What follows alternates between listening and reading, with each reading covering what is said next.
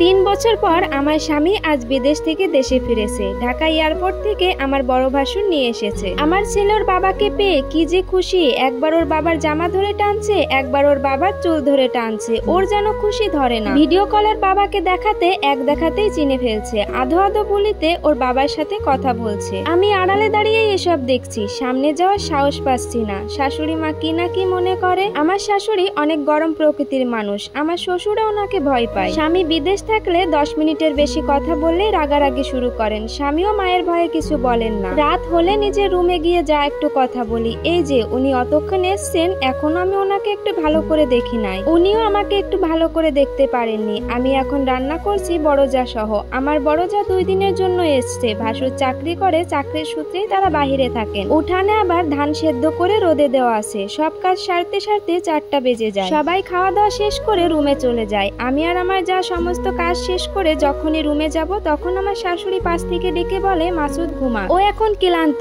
ও রুমে যেও না, ও ঘুমাক, তোমরা 2 যাই মিলে বরং কাঁথাটা সেলাই করো। মাসুদ আমার স্বামীর নাম। আমার শাশুড়ি কথাটা বলেই তার নিজের রুমে চলে যায়। শাশুড়ির মুখে এমন কথা শুনে আমার চোখে পানি চলে আসে। আমার যা আমার দিকে অসহায় দৃষ্টিতে চেয়ে থেকে বলে, কি করবি বল, তোর স্বামীরও দোষ আছে। ও যদি তোকে ডাকে, মা কি ওকে খেয়ে ফেলবে? আমিও তো কিছু বলতে পারছি না। বললেই আবার আমাকে বলবে 2 দিনের জন্য এসে বেশি ফটর করবে না। ওই দিন দেখলি না, তোর হয়ে একটু কথা বললাম বলে তোর ভাইকে দিয়ে আমাকে মার খালো। ভাগ্যিস তোর ভাইয়ের চাকরির সূত্রে আমরা বাহিরে থাকি, না হলে আমাকেও এভাবে জ্বালিয়ে মারতো। ধৈর্য ধর, সৃষ্টিকর্তা তোর জন্য অনেক ভালো কিছু রেখেছে। জায়ের মুখে এমন কথা শুনে নিজের মনটাকে একটু সান্ত্বনা দিই। আমার যা অনেক ভালো। যখন ধানের ফসল আসে বা অন্যান্য ফসল আসে, তখন তিনি চলে আসেন ছেলে মেয়েকে ভাসুরের কাছে রেখে আমাকে সাহায্য করতে। যাওয়ার সময় শাশুড়ি মা তাকে কিছুই দেয় না, কিন্তু সে তাও আসে। সন্ধ্যা পর্যন্ত সব কাজ শেষ করে হাঁস মুরগি খোয়ারে দিয়ে দুজনে তখন নাস্তা বানাতে যায়। আমার আস্তে আস্তে স্বামীর প্রতি অভিমান জমতে শুরু করে। মাকে এত ভয় পাওয়ার কি আছে? এমন নয় যে আমরা সবার সামনে নোংরামি করছি।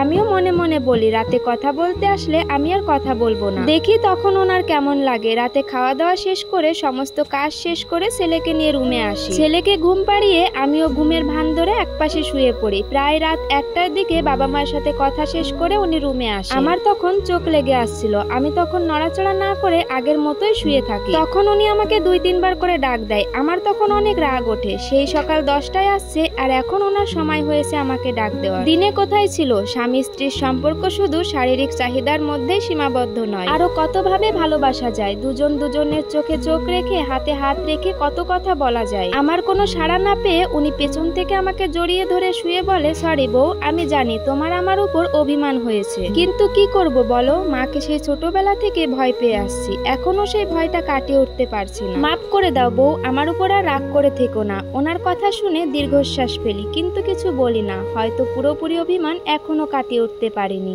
আর এই সম্পূর্ণ স্টোরিটা একটা আপুর লাইফ থেকে নেওয়া।